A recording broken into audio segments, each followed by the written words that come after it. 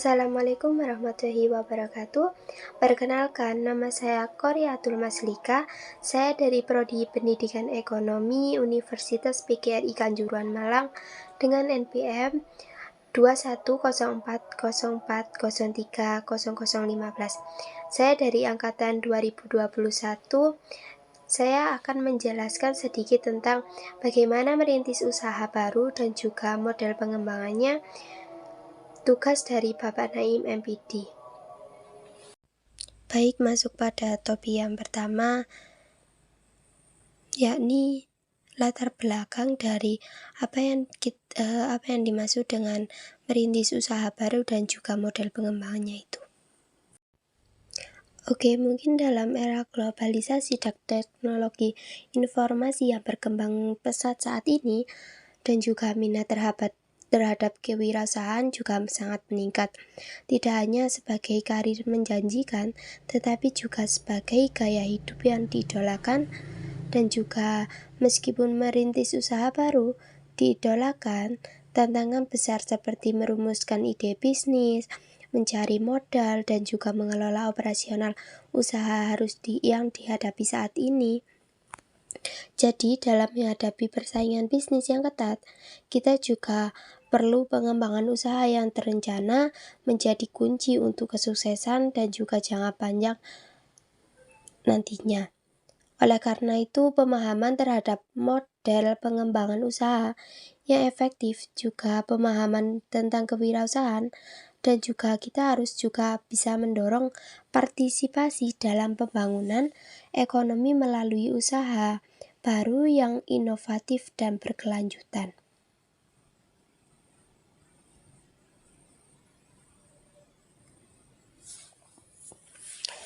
Dan juga pengetahuan akan model-model pengembangan usaha juga sangat diperlukan saat ini karena mereka sangat efektif dan juga sangat penting menjadi panduan bagi para wirausahawan dalam merencanakan langkah-langkah strategis untuk pengembangan bisnis mereka secara berkelanjutan. Dengan demikian juga mereka juga dapat memberikan kontribusi yang berarti dalam memperluas pemahaman dan memajukan dunia kewirausahaan serta mendorong semakin banyak individu untuk terlibat dalam pembangunan ekonomi melalui usaha baru yang inovatif dan berkelanjutan. Di sini ada 4 rumusan masalah yang saya ambil, yakni yang pertama, apa saja sih hal yang penting yang harus kita pertimbangkan saat membangun usaha baru, dan juga yang kedua, ada bagaimana proses memulai bisnis dan langkah-langkah yang perlu diambil. Yang ketiga ada bagaimana sih cara kita memasuki dunia usaha yang strategis yang dapat diterapkan. Yang keempat ada model pengembangan usaha yang dapat diterapkan khususnya dalam konteks pengembangan kompetensi, inti, dan strategi pengembangan bisnis.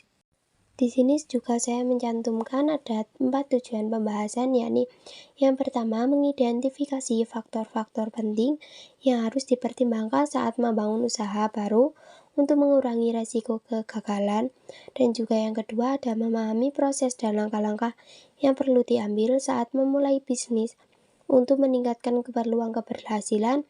Yang ketiga ada mengetahui berbagai strategi yang dapat digunakan untuk memasuki dunia usaha dan juga menganalisis kelebihan serta tantangannya.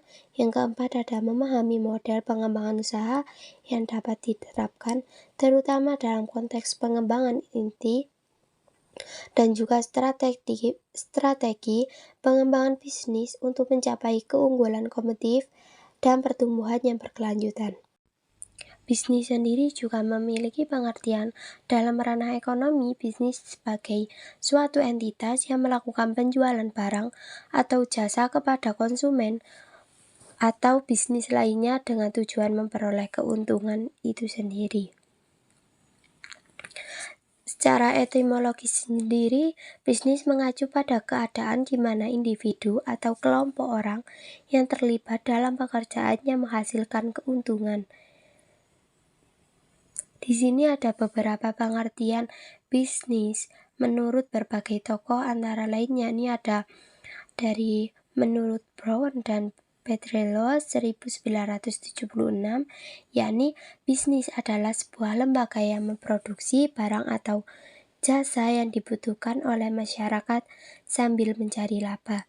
Yang kedua ada dari menurut Stanford 1979, yakni bisnis adalah segala aktivitas yang terlibat dalam menyediakan barang atau jasa yang dibutuhkan atau diinginkan oleh konsumen. Yang ketiga yakni menurut Griffin dan Ebert 1996,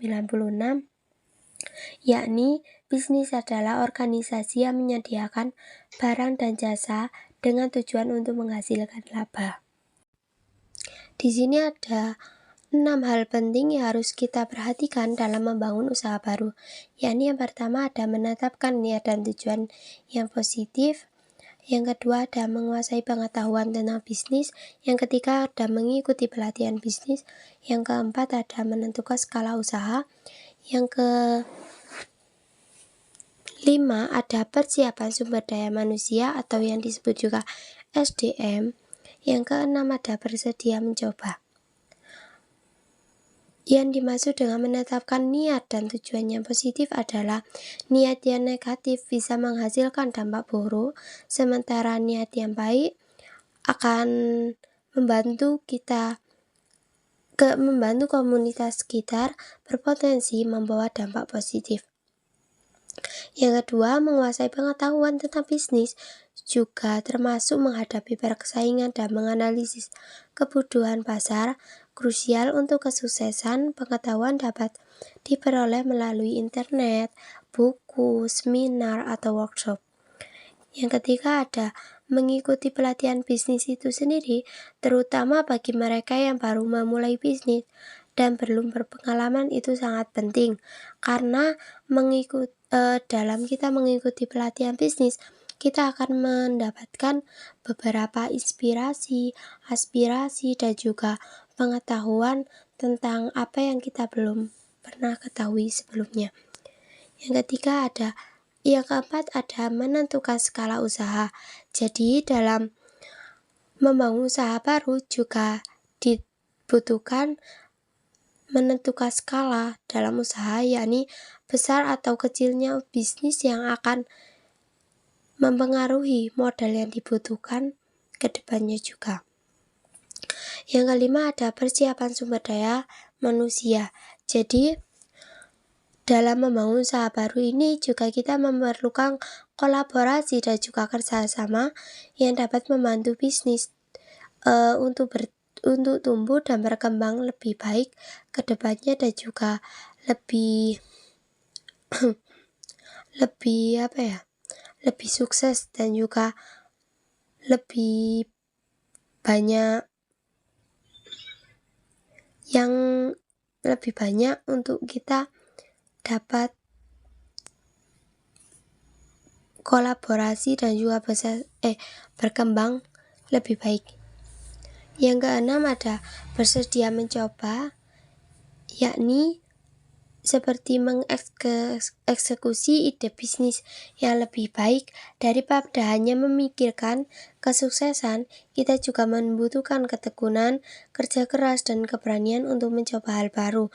Jadi kita dalam membangun usaha baru, kita juga harus bersedia mencoba hal-hal baru agar kedepannya kita dapat tahu dan juga dapat mengetahui yang tadi, pengetahuan tentang bisnis. Dalam proses memulai bisnis ini ada 6 hal, yakni yang pertama ada penetapan produk. Penetapan produk ini maksudnya kita harus menyesuaikan produk dengan keahlian yang kita miliki. Yang kedua yakni kita harus mengikuti tren pasar yang sedang berkembang saat ini, seperti hal-hal yang baru itu. Dan juga kita harus mengidentifikasi peluang pasar juga. Kita harus mengidentifikasi peluang pasar seperti SWOT. Yang kedua ada segmentasi pasar. Jadi tidak hanya penetapan produk saja, kita harus juga menentukan target pasar yang akan dituju seperti kalangan atas, menengah, dan juga ke bawah. Yang ketiga, kita harus mengevaluasi kelayakan produk. Apakah produk yang akan kita jual nantinya memiliki kelayakan finansial seperti meliputi estimasi biaya investasi, perhitungan biaya modal kerja, dan juga prediksi arus kas yang masuk pada penjualan. Yang keempat, yakni penyusunan struktur manajemen. Jadi, pada penyusunan struktur manajemen ini, kita harus memilih antara manajemen sederhana dengan peran pemilik yang dominan atau manajemen kompleks dengan pembentukan divisi-divisi seperti keuangan dan juga operasional. Yang kelima, ada modal. Modal ini sangat penting karena apa? Karena modal sendiri tidak hanya tentang uang, yakni ada modal finansial, tenaga, dan waktu. Dan juga pentingnya dalam memulai usaha, kita harus memperoleh melalui komitmen dan juga investasi tenaga serta waktu. Yang keenam, ada pemilihan bentuk usaha. Jadi, dalam memulai bisnis itu sendiri, kita juga harus memilih bagaimana sih bentuk hukum usaha yang sesuai dengan kebutuhan atau keinginan berdasarkan pertimbangan matang terkait kebutuhan perusahaan dan tanggung jawab hukum. Dalam memasuki dunia usaha, kita harus mengerti tentang bagaimana sih cara kita membangun bisnis yang baru, membeli perusahaan yang telah ada, dan juga waralaba. Di sini, membangun bisnis baru juga harus dipertimbangkan dari bidang dan jenis usaha yang ingin kita jalankan, seperti pemilihan pembentuk usaha dan juga kepemilikannya sesuai, dan juga lokasi usaha harus efisien dan mudah diakses bagi konsumen, serta operasional perusahaan itu sendiri. Yang kedua, membeli perusahaan yang telah ada.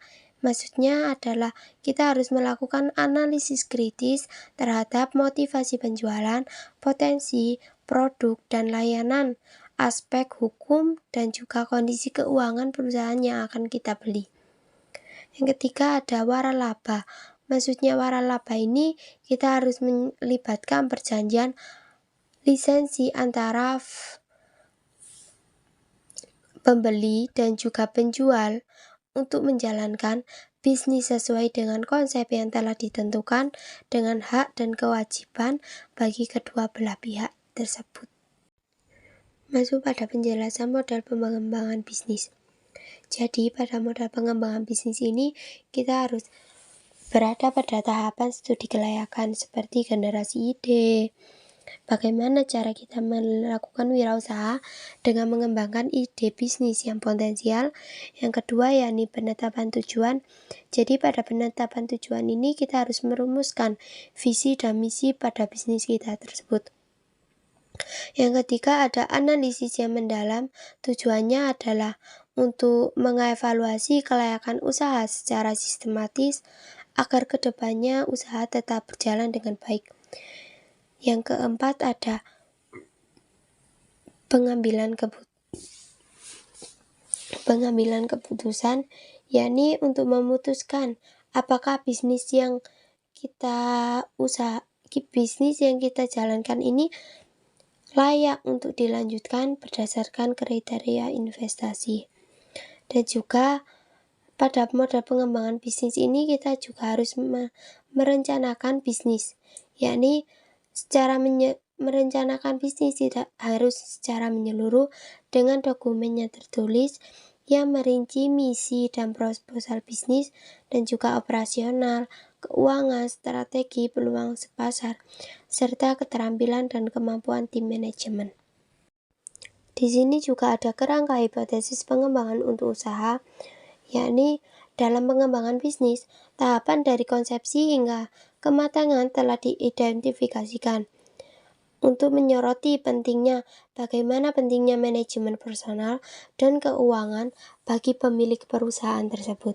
Jadi kita juga harus berstrategi bersaing untuk meningkatkan keunggulan kompetitif melalui biaya rendah, diferensiasi dan fokus, serta pengembangan kompetensi inti dan juga aset tidak berwujud.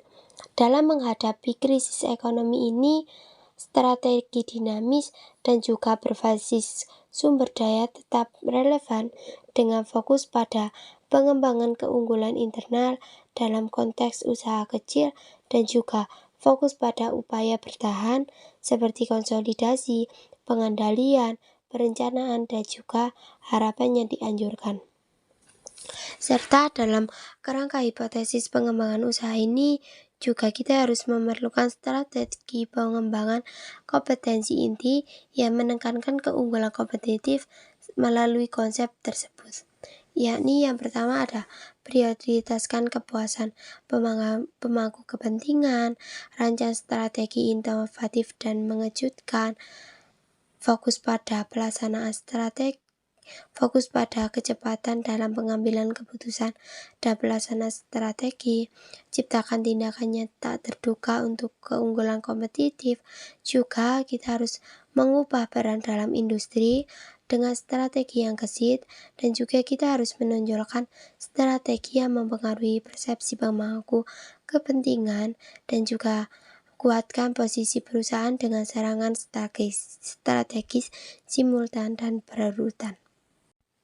Jadi, dari penjelasan yang telah saya jelaskan tersebut, kesimpulannya adalah bisnis ini adalah entitas yang mencari keuntungan melalui penjualan barang atau jasa, dan juga pentingnya mempertimbangkan niat dan tujuan positif, menguasai pengetahuan bisnis serta persiapan sumber daya manusia dan modal dalam memulai bisnis tersebut. Ada beberapa model pengembangan usaha, termasuk membangun bisnis baru, mengakuisisi bisnis yang sudah ada, dan kolaborasi manajemen juga memiliki kelebihan dan juga tantangan masing-masing. Dalam strategi pengembangan, perlu memperhatikan yakni pengembangan kompetensi inti, mengidentifikasi peluang, memahami tren pasar, dan juga menyesuaikan diri dengan perubahan ekonomi. Kerangka hipotesis pengembangan usaha juga menyoroti tahapan bisnis, manajemen, personal, dan juga keuangan. Strategi pengembangan kompetisi inti kesuksesan usaha juga ditetapkan oleh pemahaman bisnis yang mendalam, adaptasi juga terhadap perubahan pasar. Pengembangan keunggulan kompetitif juga melalui inovasi dan juga manajemen aktif yang saat ini sedang ada pada peluang usaha yang kita hadapi saat ini. Terima kasih.